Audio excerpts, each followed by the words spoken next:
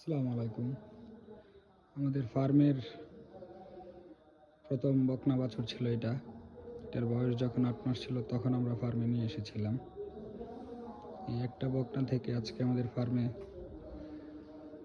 আরও 4টা, টোটাল 4টার মধ্যে একটা ষাঁড় বাছুর, আর এইটা থেকে এই 3টা হয়েছে। একটা গাভী, এটাও বাচ্চা দিয়েছে। এটা বকনা 5 মাসের।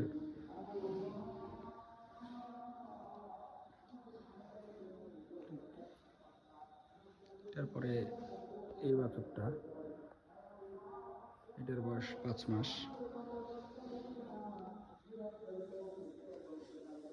মূলত এই বকনাটা থেকেই আমাদের ফার্মের যাত্রা শুরু।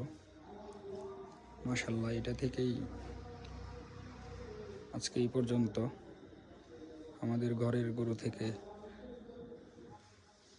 সবগুলো পাওয়া বাচ্চা। এটাও গর্ভবতী গাভী। এটা কিছুদিন হলো বীজ দেওয়া হয়েছে, আর এটা 5 মাসের গর্ভবতী। আর এটার বয়স 5.5 মাস।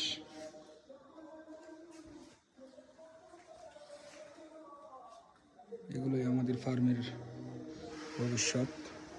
এগুলো থেকে আমরা চেষ্টা করবো আরও ভালো জাতের গাভী উৎপাদন করার।